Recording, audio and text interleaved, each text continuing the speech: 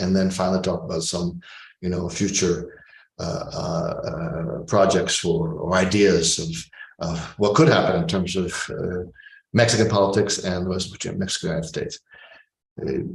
2018, the victory of 2018 was really a major historical occurrence in and of itself, regardless of what one thinks about López Obrador himself, his policies, his programs, regardless of what he's actually done or not achieved or achieved over the last few years. The simple fact of the victory of López Obrador in 2018 was a massive sea change in Mexican politics. People said that, when Vicente Fox won the presidency in the year 2000, that was the moment of alternancia, right? Alternation in power. Right? Supposedly 70 years of the PRI had come to the end in 2000. We okay with the recording, Betsy? You can record, I have no problem. Yeah, I made a mistake, and but go ahead. Now you can record. I have no problem with that if you want to. Yeah. So the story that was told us in the year 2000, was that this was the end of 70 years of the party state, right? And that finally Mexico had arrived at democracy with the victory of Vicente Fox, he was from the PAN party, a Christian Democrat, right-wing, center-right, if you want to call it that, ex-Coca-Cola corporate leader in Mexico and Central America, and that this was the arrival of a democratic transition and the end of the old rule of the party state of the PRI, which was presented as having gone back through 70 years, right? When they said 70 years, 72 years, they're talking not really about the creation of the PRI, but they're talking about the creation of the Partido Nacional Revolucionario in 1929. This was a party that was created by Plutarco Elías Calles, right? And brought together all the different factions, post-revolutionary factions, into a sort of an umbrella organization of different local groups into one single party. But it wasn't really a centralized, unified party. It was a conglomeration, archipelago of different local parties.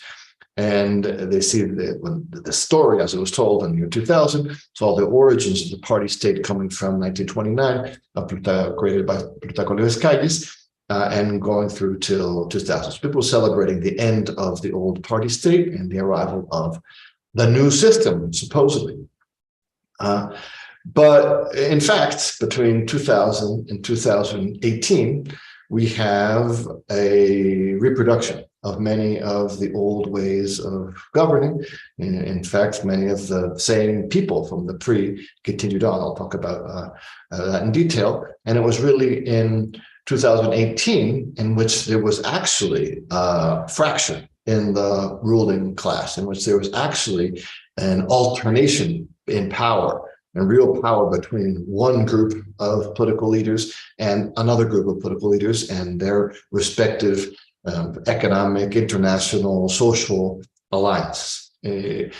My theory, and I have a book called The Myth of Democratic Transition, let's develop this much further in Spanish, is that in fact in 2000 there wasn't really an alternation in power. It wasn't, well, at least a profound alternation in power. There was a change, obviously, between the PRI and the PAN, but this didn't actually imply a change, a systematic change in which way in which politics was going about. And that it was really in 2018 that this kind of real alternation occurred. That's when we really have the beginnings of a democratic transition, 2018, not in 2000. What happened in 2000, my theory from studying the facts, you guys can give me your points of view. This is a very much of a debatable issue, but the way in which I see things is that what we see in 2000, yes, is an alternation, but it's an alternation within the same old system. The old PRI system itself had built into itself alternation between different political factions and groups. There's an old theory of the pendular theory of politics in Mexico, in which every 6 years, there's no re-election. So every 6 years, each president sort of passes on the baton or the torch to the next president. There are always elections, right? So Mexico, so they don't have this sort of moment in 2000 where suddenly there were no elections before, and now there's elections, like in Chile or Uruguay or in Argentina, which was a dictator, or Brazil was a dictatorship, and then suddenly there were elections. In the past system, there were always elections as well. They weren't particularly clean elections, but there were elections every 6 years. And there was an alternation in power. Often these alternations were actually ideologically charged. You have this pendulum theory, which talks about how each sexennium, every 6 years, you get a sort of a more populist president, more closer to the people, more in favor of social programs, talks more excitedly about the Mexican Revolution and the inheritance of Zapata and Villa. And then you get more sort of neoliberal, technocratic, conservative presidents was more talking about foreign investment and helping the wealthy sectors and a more modernizationist vision of development. And so that kind of alternation already existed within the pre-system. What happened in the year 2000 is that, yes, it was no longer the pre. Now it's Fox with the pan, the emblema and the voting ballot. So technically speaking, legally speaking, yes, you have a more profound alternation. But in fact, if you look at the way in which Fox governed, it ended up being a continuation of the same ruling coalition which had grown up during the end of the 80s and the 90s. The pre itself, this pendular process of alternation of power kind of got stuck around the middle of the 80s, specifically with De La Madrid and Salinas. Actually, Salinas, because De La Madrid was normal. We go from López Portillo, who was more of a populist, to De La Madrid, who was more of a neoliberal. And then the natural thing that could have happened in '88 was to go back to the populist side. Could have been Cuauhtémoc Cárdenas, the son of the general. He could have been the president. He competed to be the candidate of the PRI in 1988. He had been governor of Michoacán. He's the son of the General Lázaro Cárdenas, our great, Roosevelt. And if the PRI had been open to continuing on with this alternation strategy, he would have been the president. But it was then in 1988 that the pendulum was stuck on one side. So you get this new neoliberal coalition out of 1988, and that neoliberal coalition is the right wing of the PRI, and they incorporate from that point in 1989 the PAN. The PAN negotiated, particularly Diego Fernández Ceballos, negotiated with the PRI to recognize the victory of Salinas. Very clear historically speaking. It was evident electoral fraud in 1988, so the PRI needed to get approval, recognition of the opposition. The PAN formally recognizes the victory of Salinas, approves in the Chamber of Deputies the burning of the ballots from 1988, so there wouldn't be evidence from the fraud. And the coalition between the PRI and the PAN is established in 1988. That same coalition governs through the 1990s with the neoliberal agenda, with NAFTA, with privatizations, with corruption, with bank bailouts. Long story there of the 1990s, political assassinations against Colosio, against Ruiz Massieu. That's when I arrived in Mexico in 1994, 95, 96. The Zapatista revolt of 1994, 95, 96. My wife and I, we met in, she's a Mexican scholar here in UNAM, who was part of the López government for a few years. We met in it's the International Encounter Against Neoliberalism and for Humanity, organized by the Zapatistas in 1996. Very intense decade electoral reforms. And so when Fox comes in the year 2000, the PAN has already been incorporated into the ruling neoliberal coalition. We call it the PRIAN, right? To this day, we talk of the PRIAN. Now, the only thing is that the PRD has now been added on as of 2012, more or less. Now it's the PRIAN PRD, right? But the PRIAN exists from 1989. That was the point of the birth moment. And in 2000, when Fox comes in, it was very much of a velvet transition, precisely because these guys were already working together. They're already two heads of the same beast, of the neoliberal reforming beast, right? And so Fox's administration was very problematic. I'm not going to get into details about that if anyone wants to talk about specific issues there. And then in 2006, you have the López Obrador electoral revolt. He was head of Mexico City. And once again, we have an electoral fraud, right? Which repeats the situation in 1988. And now the fraud comes in 2006, even with this independent, autonomous electoral institution. This is sort of the background of what is being talked about today in terms of electoral reform and the appointing of the new councillors. The New York Times and the Wall Street Journal and the Financial Times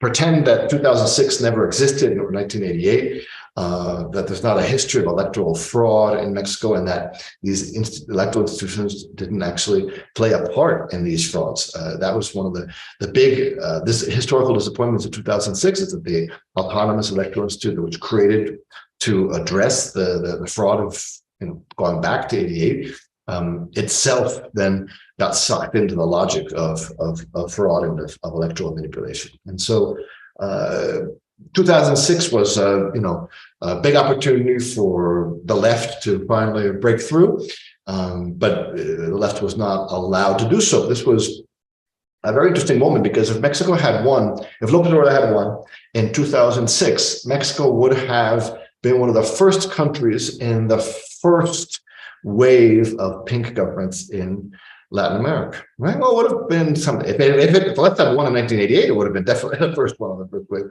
But even if it had won in 2006, López Obrador would have been part of a general trend in Latin America at that time of left-wing governments. Started in 99 with Chavez, and then you get Evo and Rafael and Mujica, etc. López Obrador and Lula, of course. Mexico would have got on board in the middle of a fascinating time in all Latin America. That's probably one of the reasons why they didn't let him get in. He was actually also much more radical at that time. By the time he won in 2018, he had very much molded his discourse and his politics to a more conservative, broad-based electorate. And also the historical times were very different. 2018, Mexico actually inaugurated in 2018 the second wave of progressive governance. When López Obrador was sworn in on December 1st, 2018, the only head of state who confirmed their assistance was their attendance. My Spanish and English is going to confuse their assistants. Their attendance was Evo Morales. He was the only left-wing president in the 1st of December of 2018. Also, Nicolás Maduro also had a surprise visit. He hadn't confirmed ahead of time. So it was just Maduro and Evo Morales were the only foreign heads of state to attend López Obrador's inauguration ceremony on December 1st, 2018. I had the privilege of having the exclusive interview with Evo Morales that morning at about 5 in the morning. He was just arriving in the airplane, in the hotel. That interview is on YouTube, and it's also summarized in my recent book on America Latina contra el neoliberalismo. But that goes to show how there was much of a desert of progressive politics at that moment, and how López Obrador, this victory of 2018 inaugurated not only a new time in Mexican history, but also a new period in Latin American history. But in 2006, his arrival with a more of a radical agenda in a more radical context in Latin America was stopped. And my suspicion, many of our suspicions, that this was, of course, on purpose, right? That the oligarchs of Mexico, the United States supporting, conspired against López Obrador so that he wouldn't arrive in 2006, because that would have created a major historical breach in the entire region. But López Obrador didn't give up. There in 2006 itself, there were massive marches. I personally participated in just about all of them every week, the entire summer of 2006, between 500,000 and 1 million people every week. It was like France today, right? It was just a constant protest every single week during July and August. There was a whole camp set up on Reforma Avenue. It was a major moment of political protest, which of course did not actually have any direct impact on the decision of the electoral tribunal in terms of annulling the election, which was the central cause, or the central consigna was no voto por voto, casilla por casilla, a total recount of the votes. Neither one or the other were complied with by the tribunal. They So Calderon was anointed president, and then you guys know the history just as well as I do, and this sort of crowning moment of the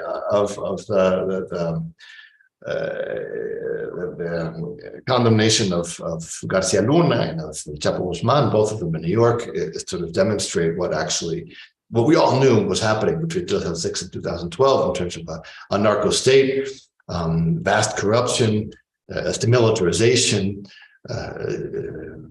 privatization, continuation of the privatization of what happened in the 90s, but to new heights, like, for instance, the prisons were privatized, mining permits were handed out right and left, gambling permits. It was just sort of the total dismantling of the state between 2006 and 2012, all hiding behind this idea of the drug war. Right?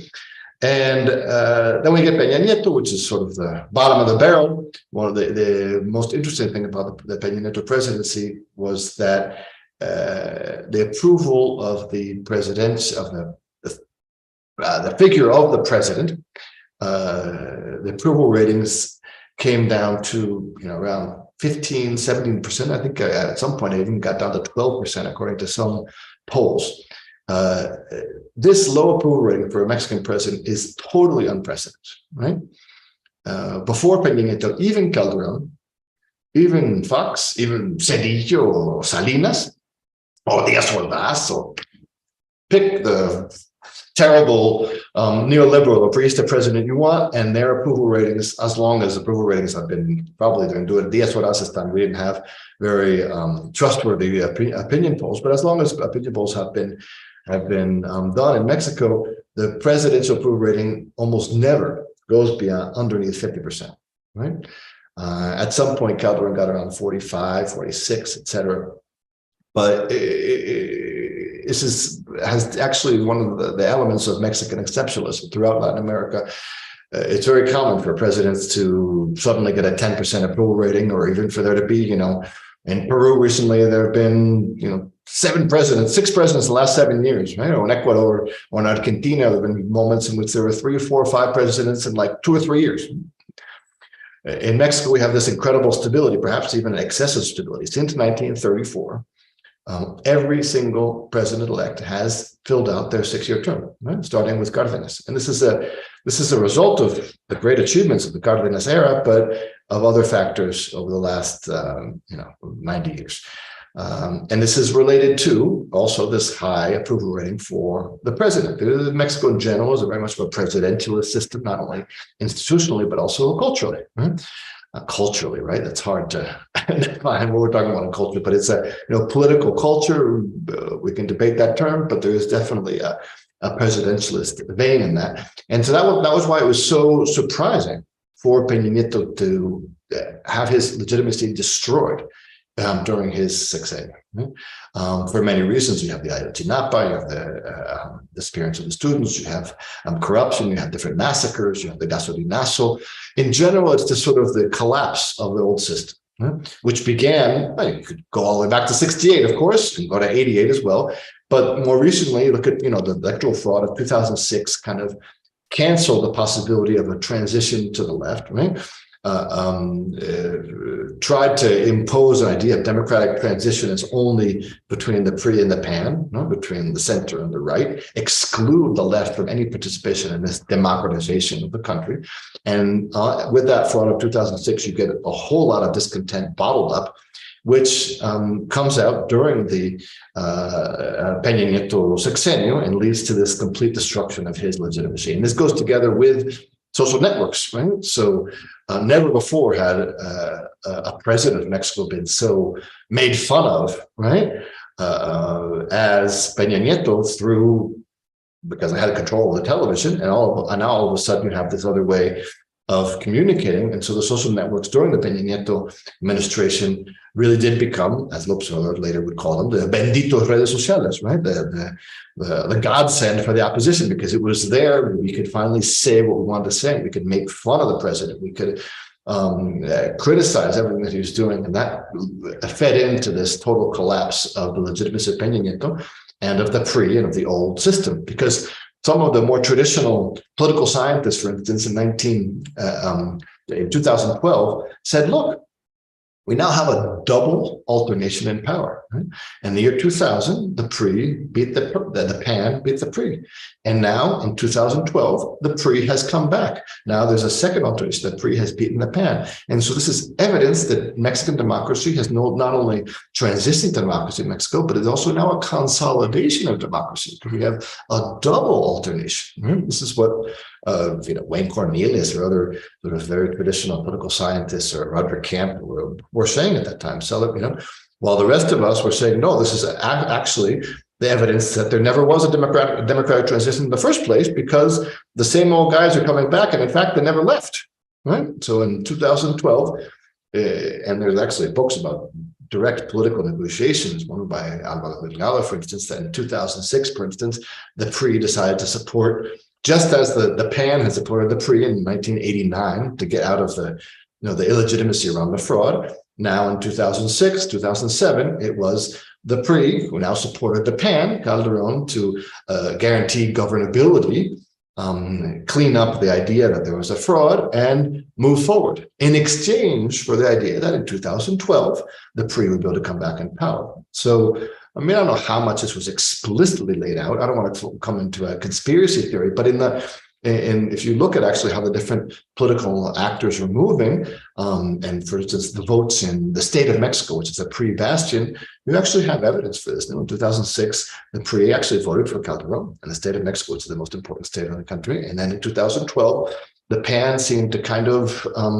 pull back and allow the PRI to come in the elections with Peña Nieto. The Peña Nieto presidency was, planned many years beforehand, and even with the big student revolt, 2012, there wasn't enough social power to actually get López Obrador again in 2012, and there have been studies done about the overspending by Peña Nieto in 2012 by 10 times the spending limits. And investigative journalists like Aristegui and others have talked about how much of that funding came from, on one hand, from Odebrecht. This is why Lozoya is in jail today, and on the other hand, from the narcos. Right? A lot of that money from the Monex cards and other kinds of irregular funding for the pre-campaign in 2012 came through different corporations and financial operators linked directly to international cartels. Right? And so the victory of 2018, I think I'm going too long now. Betsy, cut me off, please, if I take too long. But the victory of 2018 really meant a real historical breaking point, right? Because these guys, the PRI and the PAN, had been kind of playing with the idea of democracy, right? But always with democracy meaning participation between an alternation of power between these two different powers of the center and the right, if you want to call it ideologically, or the PRI and the PAN, sort of the neo-populism and the neoliberalism, right? Which together end up being two sides of the same coin, but always to the exclusion of the left. That was the condition on allowing for this democracy to move forward. And so for López Obrador, in his third attempt in 2018 to finally break through this, and to not only break through by 2 or 3 percentage points, but by 30 percentage points with 30 million votes, right? Winning 52% of the vote. On second place was Anaya, got like 20% of the vote, and Meade just 18%. I mean, this was a total blowout in 2018. Really means that we're entering into a new stage of political history. This is really the beginning of, I would say, a democratic transition, because finally all the different actors have a possibility to win, not just a managed transition, but it's actually an open game in which everybody or anybody could potentially get in, left, right, or center. And so, and what's happened over the last 4 or 5 years politically has demonstrated that indeed this means a major political transformation, because if you look at the opposition, the PRI, the PAN, and the PRD were the 3 major parties, and Morena was a very small party just being born. And over the last 4 years, the PRI, the PAN, and the PRD have come to the verge of extinction. It's really shocking. The PRD, which was the party of Cuauhtémoc Cárdenas, which was the social democratic opposition in the last election, 2021, was a hair's how do you say that? What's that? A hair from losing its national registry, right? So you need to get 3% of the vote nationally in order to maintain your national registration accreditation as a party, and the PRD got 3.5%, 3.3%, and only because it was allied with the PAN and the PRI. Its former adversaries, frontal adversaries, right? The PRI and the PAN were the totally direct opposites.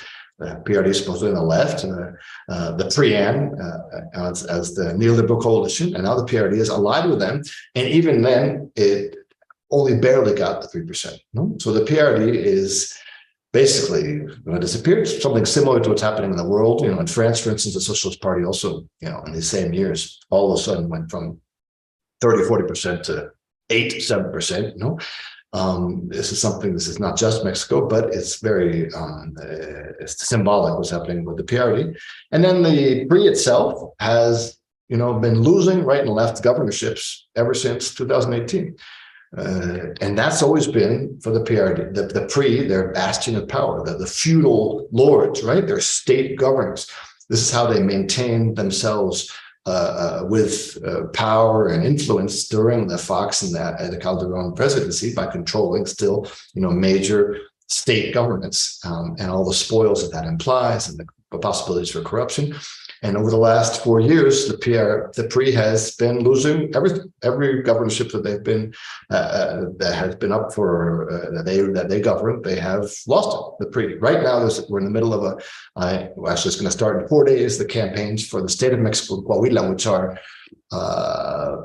big symbolic battlegrounds, and we'll see what happens. No, you know what? I'm in Durango. The PRI got reelected, but it's an exception. Almost all of the governorships the PRI has been governing, they've lost it over the last 4 years. The PAN has also been losing almost everything one by one with their state level governments.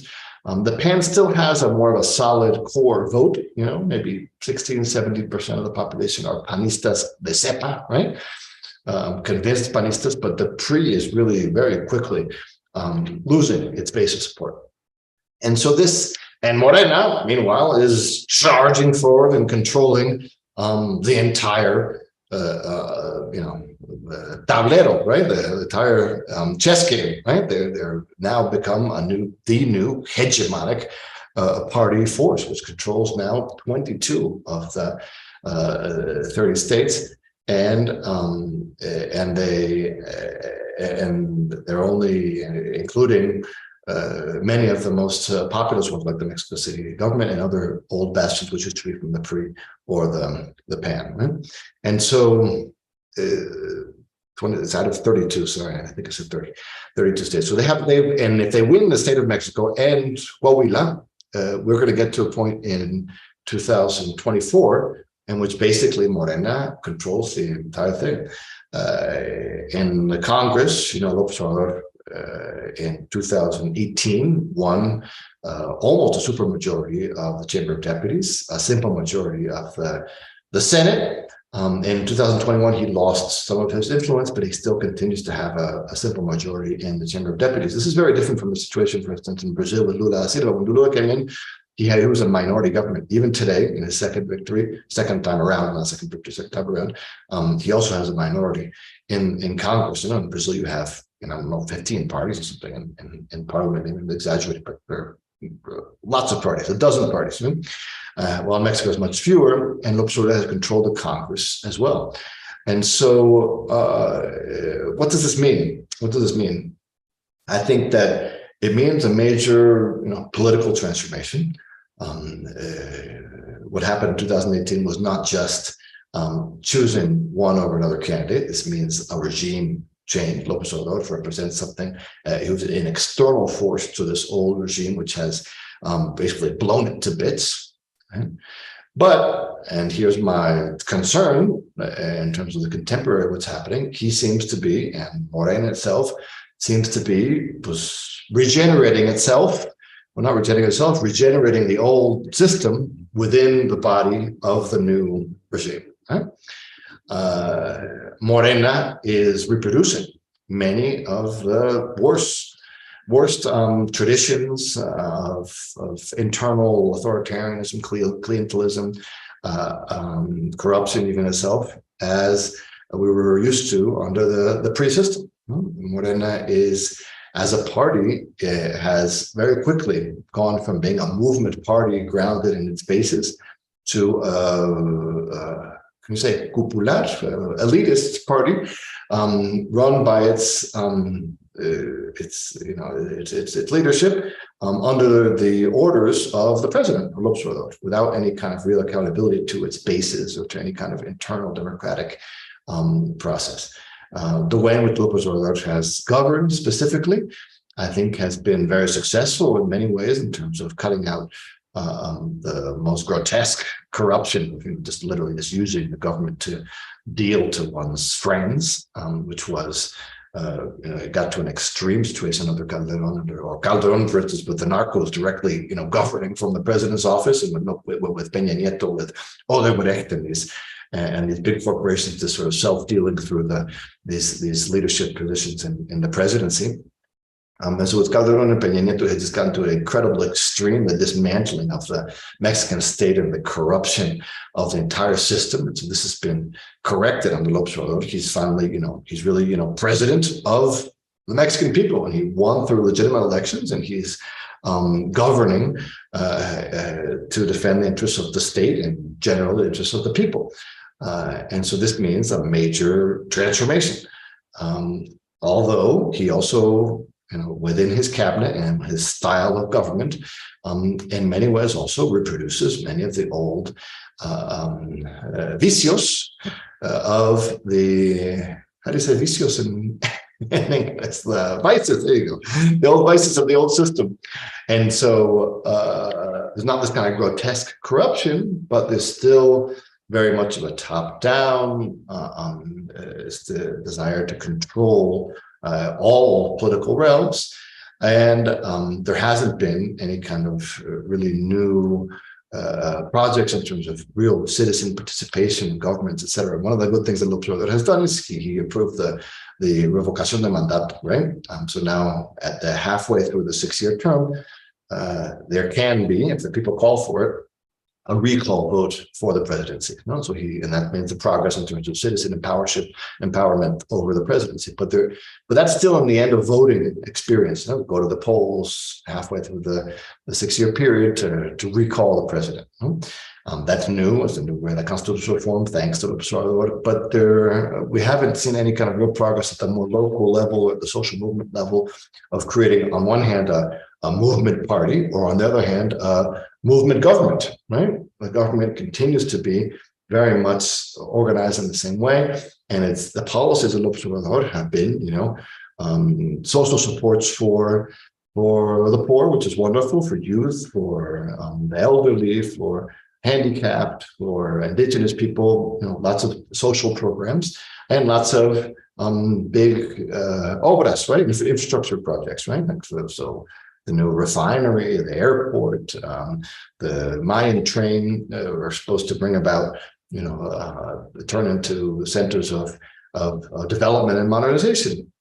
Very much critiques from an environmental perspective, but leaving that aside for a moment, it's at least an effort, especially in the southern part of the country, to create a pole of development, a part of the country which has been very much forgotten by the neoliberal governments. And so we have things happening in terms of policy, in terms of honesty, but the structure of the political system itself, and also in the party politics, things have changed a lot. But the structure of the political system itself, the way in which the state relates to society, the way in which social movements relate to the people, and the potential for poder popular, the power of the people from below, I'm not seeing that happening, and that makes me very worried about what will happen next year in 2024, because López Obrador is a very important leader close to the people, but if he's replaced by someone who has less of a populist in the best sense of the word, of someone who's closer to the interests of the people. This structure of power which he is inheriting can be used just as easily to help the rich as if he's using it to help the poor, unless we have a change in the structure of social power itself. Finally, just to mention about the relation between the United States and Mexico before taking some of your questions. I can stay probably till 2:15 or 25 minutes, half an hour. And so about the relations between the United States and Mexico, it's a complicated thing. López Obrador is trying to play both sides in terms of the Americas, right? He's trying to break with the tradition of the pre-Am neoliberal system, who turned their back on Latin America. Right? So he's trying to recuperate Latin American solidarity. Right? Mexico with Evo Morales, even helping the peace talks in Venezuela, in Colombia, very close to Alberto Fernandez in Argentina and Brazil, trying to, because with Peña Nieto, for instance, Videgaray, foreign minister, was really the attack dog of the United States towards Latin America. He put together the whole, it was the Acuerdos de Lima, right? Against supporting Guaido and trying to support the coup attempts in Venezuela, and in general, Mexico was turning into the attack dog of Washington in Latin America, breaking with a long tradition of neutrality and independence in Latin America and solidarity for Mexico, even towards Cuba, for instance.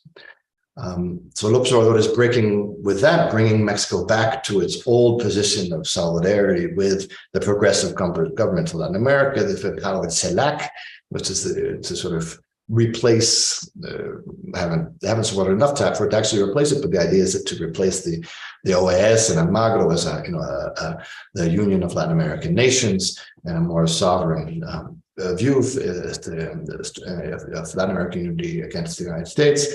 And so he's been doing that in a very positive way, literally saved the life of Morales. But he's also simultaneously cuddling up with Washington, right? So his only foreign visits have been to Washington, right? He hasn't, I think he traveled, did he travel to Central America? It's a good point. I think he did do a Central America trip, but he's traveled to Washington 3 times.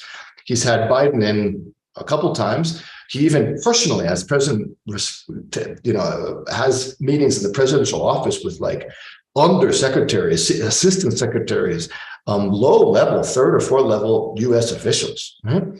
And the most recent joint declaration when Biden was in Mexico City in January, I don't know if you guys checked that out, but the last sentence in the first paragraph, Biden and López Obrador are signing on to a document which says that North America shares a single DNA, right? And it's literally, right? This is like Trump language, I mean, now Mexico used to be, la raza cósmica, which was also kind of fascist, actually, Vasconcelos, no? But the raza cósmica of Latin America, no? And now all of a sudden Mexico is the North American DNA, no? Now we're genetically united, right? Which was just crazy for me. I mean, Peña Nieto would never have even dared to go that far. No, I guess it's kind of like Nixon going to China, right? But it's just sort of going way overboard. So López Obrador has explicitly said many times, and in his book he writes it, that Mexico needs to ally with the United States in its battle against China, right? And this alliance, economic alliance, is in favor of world peace, right? He says it explicitly because if the United States feels like it's fallen too far behind the Chinese, then the United States might resort to violence, to military conflict, a new cold or hot war. And so Mexico needs to sort of prop up the United States with its markets, with its people, with its labor, with controlling migration as well, so that the United States can be at an equal level to China. Right? So that's which to me is unfathomable if someone who, for a leader like López Obrador, who's come from the left and who've always been very critical of NAFTA and of this kind of talking. And what he says, for instance, that we don't want to have Latin American unity only, we want to have American unity, right?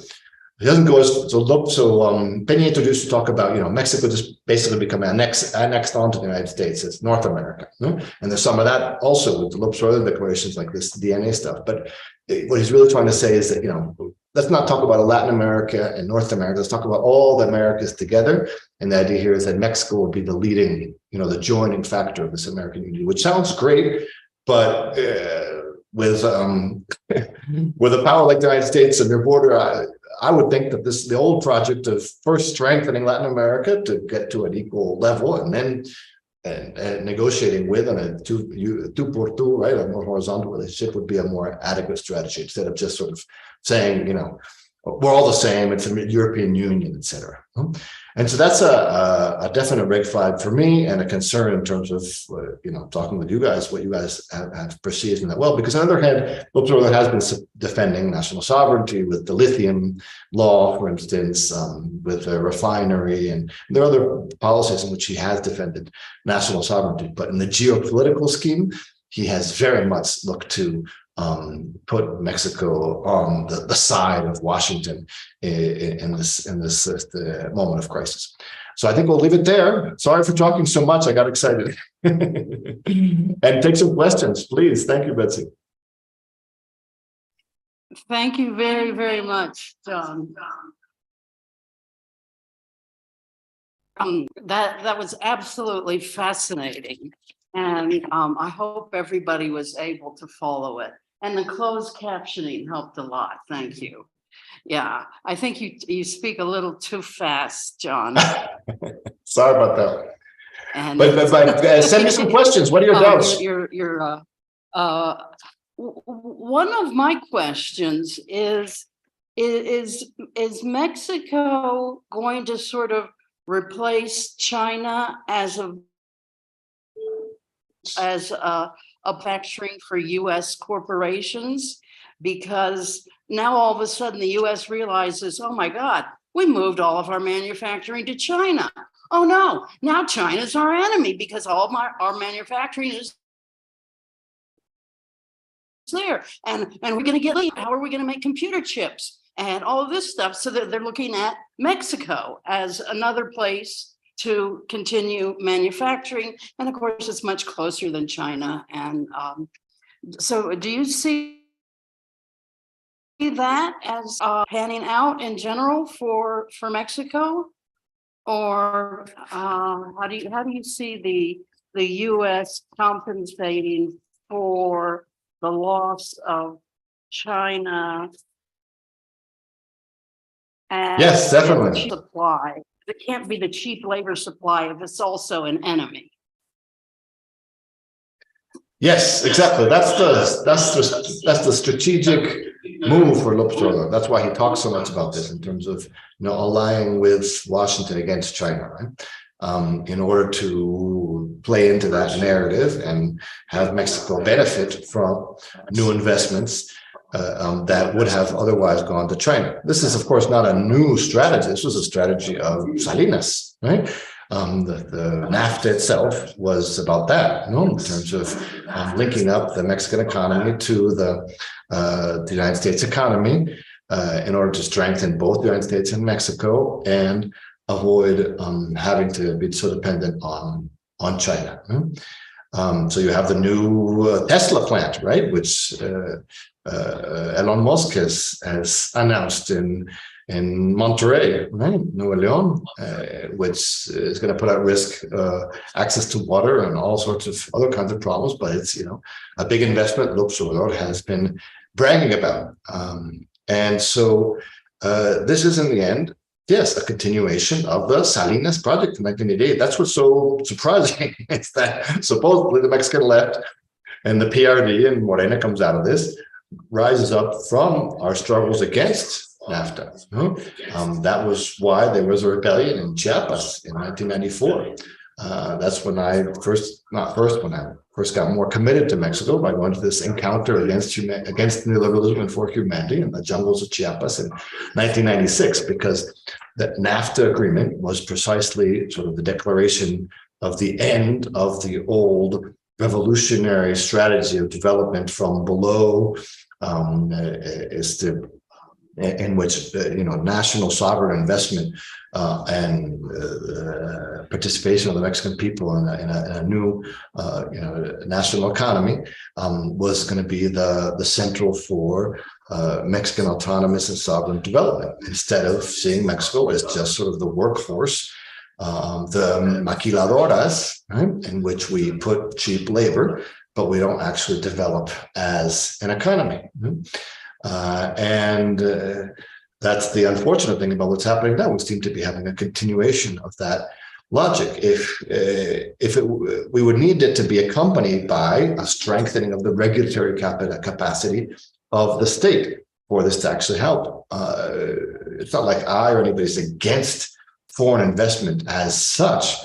It's just that if foreign investment is going to come in, it should be controlled, regulated, make sure that there's serious controls on environmental abuse, on labor laws should be defended. There should be a transference of technology. That's one of the things that the Chinese have done so well, right? That's why the Chinese are so powerful today, because when there's foreign investment in their country, they require for there to be, joint ventures with national corporations, that there'd be technology transference, that there'd be, regulation and defense of different areas of the economy and even the environment. Although the Chinese are not our particularly good case of environmental protection, but there's been that's so that's what Mexico should do, and unfortunately, it looks like I don't see any sort of clear evidence of that happening today. And so yes, the answer to your question is yes. And Mexico will probably benefit from this in the short term, but it might also create long-term weaknesses. Right. It looks like Mexico has not learned as much from, tap your question into the chat, Mitchell. Mexico has learned as much from the US-China relationship as it could have. Okay, I see that Mitchell has a question. Go ahead, Mitchell. Right. Go ahead, Mitchell. Hi, thank you very much. I was interested, especially in the ecological tension with the construction, and if you could get into that more. You started talking about it a little bit with the Tesla plant, and also on the role of Mexico blocking GMOs from the United States and corn. And if you could get into some of those issues more, rather than only the structural aspects. Mm-hmm. So there's been some real progress in terms of López Obrador taking a stand on specific issues like the GMOs, like fracking, for instance. He's prohibited new fracking plants. He hasn't prohibited the ones that are existing. He has, in general, been favorable to creating new reserves, ecological reserves, protected areas. He definitely has an environmentalist spirit, but he, from my point of view, is too close to these big investment interests, both the old national oligarchs and international corporations, which have allowed in general, the regulatory state has not been buffering the strength of the last few years. There have basically been specific stands on particular issues, right? But in general, for instance, the environmental agency, right? We have a Secretariat of the Environment, right? Which was led for a year by one of our great ecologists, a biologist, sociologist called Victor Toledo. If you know him, he lives in Morelia, professor, colleague at the UNAM. He only lasted for about a year because he realized that the more radical stances on these issues were not going to move forward. Right? Even the GMO stuff, for instance, it was about to come into effect and they delayed it for 2 years. Right? You probably know more about the details than I do, Mitchell, but there was a kind of a stepping back, giving another 2-year window, right, for the United States to comply with basic rules before there was actually a closing of commerce. Right? That's a typical kind of action that López Obrador does. He sees things himself as being very pragmatic, right? So let's take a stand, and then a stand of strength towards these international or these anti-environmental interests, but then let's negotiate. Right? And so with the Tesla plant, for instance, he apparently threatened not to allow the plant to be established, right? And he pressured Elon Musk to, we don't know exactly what he committed to. And then in the end, he said, okay, go ahead. Right? So that's sort of a typical stance, right? And so we have a president who's not totally at the service of these huge corporations, but in the end, is not standing up to them on a long term. So it's definitely better than having a Peña Nieto or Calderón, but we would need to have much more bottom-up pressure on him, right? For this to actually consolidate itself. Right? Yes, Betsy? We have several other questions. If you could please take time to answer those. Sure. One person asked, what do you think will happen in the 2024 elections? That's a little hard to answer, possibly. Another person in our audience, speak into my computer, has a question. Hi, John. My name is Bob Stone. Hello. I have a question about two questions. Is the fourth transformation rhetoric number one? And number two, what do you make of the welcoming visit that Yanis Varoufakis made to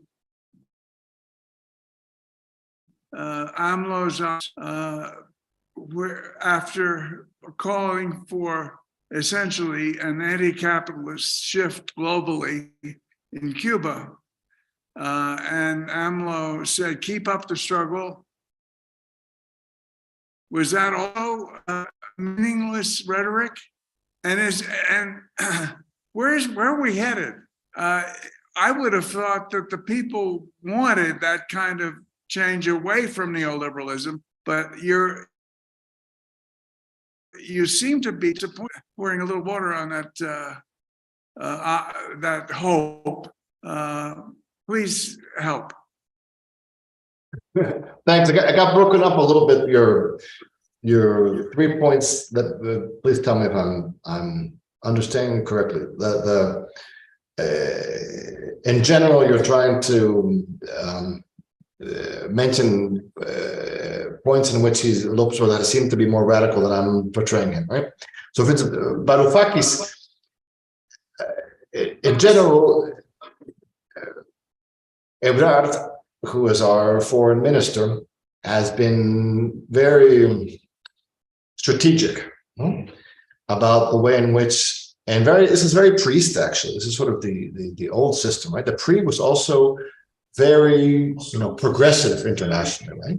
So Mexico has always recognized the Communist Union of Cuba. We were one of the first people to support Castro.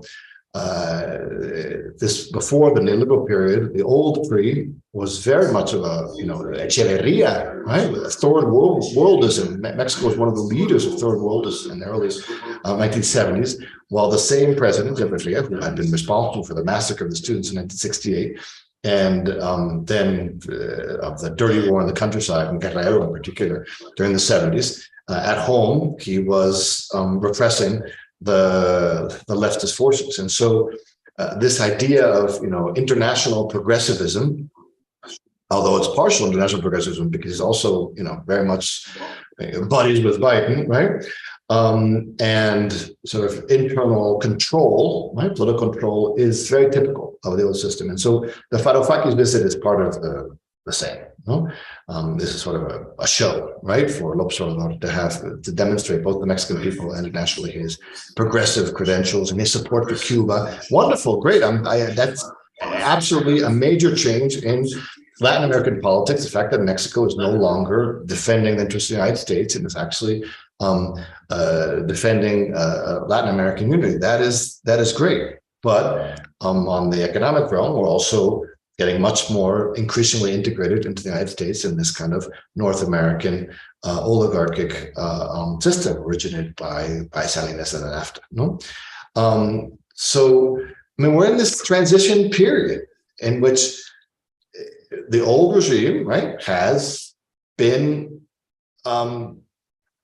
fractured, destroyed in many ways, as I was talking about in 2018. This was a major historical change, but in which the old system is now beginning to put itself back together, like in those Hollywood movies, the monsters are, destroyed into pieces, and then like the little parts start to come back together, into a new monster.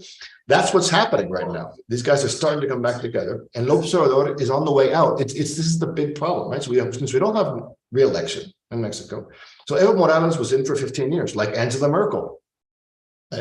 Wonderful, a leader who has great popular legitimacy and through leadership, changes the coordinates of the state and society and economics. Lula was in for 8 years, now he's back. Rafael Correa, 10 years. These guys had time, a little more time to actually restructure things. López Obrador came in, then they had the pandemic, which of course made, slowed down the schedule for lots of things he was planning on doing. And then always in the old sexennial schedule, the last 2 years are sort of, heading out. And since we're in Mexico, we have a long tradition of no re-election. You can't even talk about that or suggest that. And so it was just way too short. To me, what I'm most worried about, where I've been dedicating my activism over the last year, has been towards the party. Because to me, it seems that if we don't have a strong movement-based party, a party which is actually rooted in the people, then independently of who arrives and who's the next president, right? Sheinbaum or Montreal or Ebrard or Adán Augusto, etc. Even if it's the more progressive one or the more conservative one, if we don't have social mobilization to keep the leadership honest, the powers that be, both national oligarchs and the international pressures, are going to end up controlling things. If we don't, especially if we don't have this powerful leader, right? Whoever comes in is going to be much less powerful than López Obrador. So that's going to be very vulnerable for the system to sort of fall back into its old ways again, right? And so, it won't literally go back to the way things were before, but what we want is for this to move forward. Yep. Yes, Betsy? I don't know what you think about that, but we do have another question from a participant. Hi, John. I'm wondering what of the change in consolidation of power at the central government in Mexico, at AMLO, for example, the military taking over what has been done up to very recently by local and state organizations. That just what I've read is basically saying, well, that's because of all this corruption, et cetera. But below the surface, it's hard to tell from reading US publications or whatever, what might be going on. And how does that fit in overall trend of what they're trying to do with administration? Thank you. Thank you. Yes. Well, the militarization of public security is something that goes back to Calderon. Yeah? It was Calderon in 2006 who, in a context of illegitimacy, electoral legitimacy, and pressure from the United States and corrupt advisors and corrupt police chief, launched this war against drugs, literally war against drugs, highly militarized armed war against drugs, which turned out to be sort of a farce and was really the government just taking one side against the other. Cartel de Sinaloa, Chapo, and Graciela.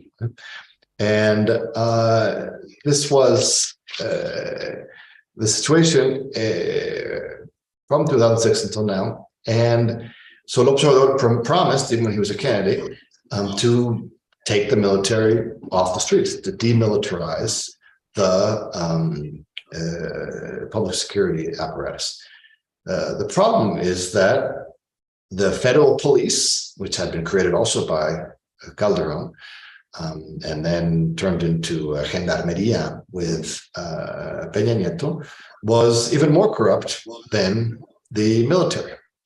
And so López Obrador, once he got into power, had to choose between the military and the federal police as the central arm of, because these guys by this time are highly armed, right? So the assault weapons ban, Clinton ban, was suspended in 2004. The escalation of the drug war led to these drug cartels being more and more and more armed. And so this is a real, you need higher power weapons and logistical, tactical teams. And so you need to choose between the federal police and the military. And so López Obrador looked at the situation. He said, well, the federal police are totally corrupt. They are the inheritance of Garcia Luna. So we need to go with the military. But with the idea that finally, by the end of my sexennial, I will be able to scale down the presence of the military sus, and I will create a new civilian police force called the National Guard. Well, that failed. The National Guard basically ended up being mostly military itself, and the military by the end of the sexennium, as we're right now, has reclaimed its child, right? Doesn't want to lose all that power and force of the National Guard, and are demanding that López Obrador keep the military in charge of national public security, and López Obrador has basically no other option, right? I said, okay, well, I've failed in the creation of the civilian police force, and we can't just pull people out of these military guys or armed people out of the streets to leave the narcos in control, facing up against, municipal policemen who are, corrupt themselves as well, and are not prepared for this. And so let's keep the military in the streets for another 4 years. And so they changed the constitution, changed the laws, so that the National Guard now depends directly on the Secretary of Defense. And the Constitution is allowing the military to continue on the streets another 4 years. And so I can understand it from a practical point of view. In the end, the failure of creating a new civilian force has forced López Obrador to continue on with this strategy. But an explanation doesn't make me feel any less disappointed in the end. López Obrador himself and the left, we have always defended the idea that public security should be in the hands of a civilian force. And so that needs to happen sometime. We hope that it might happen the next sexennium. But I gotta go, guys. This has been wonderful. If there's any last commentary, I hope to be in touch for future engagements, and maybe visit you guys directly in San Miguel. We really appreciate your time and your careful explanation of Mexico is so complicated. We've been here for 20 years and still do not understand how things work. And I know that you do, because you've been here for so much longer. And we really appreciate everything that you've said. Thank you very much. I want to thank Mitchell for his question. I want to say hello to Everin, who's out there. And thank you very much, John. And we'll look forward to your book coming out in English. Although yes, I thank you. Probably read it in Spanish if I. Really thank you so much, Betsy. Thanks to all of you. My email. Justice, I want to thank you again. Thank you very much. I have Betsy, please feel free to share my email with everybody there. You can write me johnmill.ackerman@gmail.com, johnmill.ackerman@gmail.com. That's my private personal email that I actually respond to, because the other ones are public and get full of spam. And so please send me any questions if you want to be in touch. I'd love to do so, and a real pleasure. Thank you so much. All right. Thank you, John.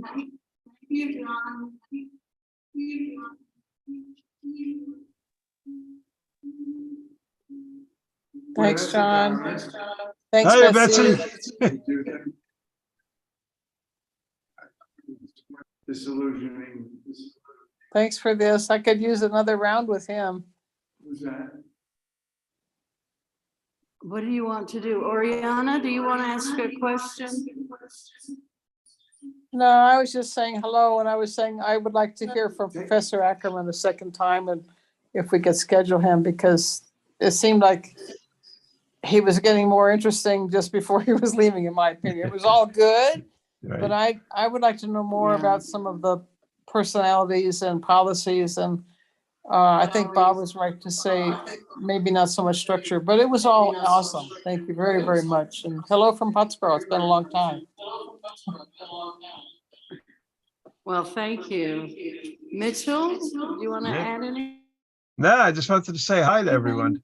Let's see. I Hi, don't know if Mitchell. Ackerman's Hey. still here. Okay, well then we'll say goodbye for today.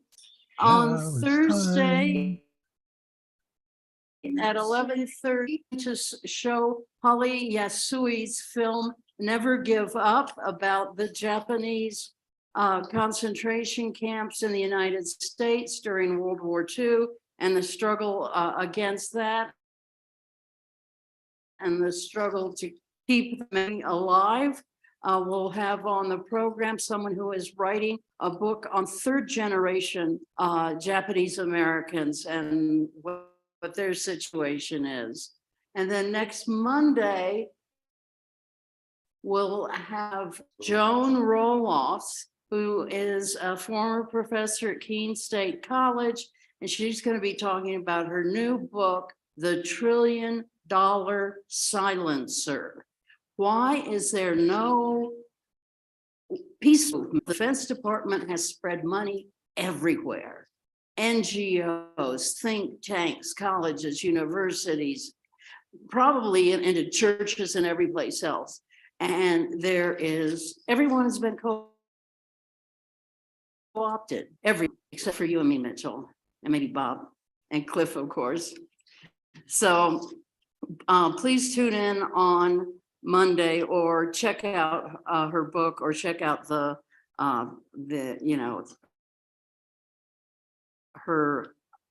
program, the webinar with her when you can later on, because we'll put it online. So we'll say goodbye for Bye now, for now. and keep in touch. Okay. Thank you to everyone for participating. I'll see you on Thursday, I hope. Yep.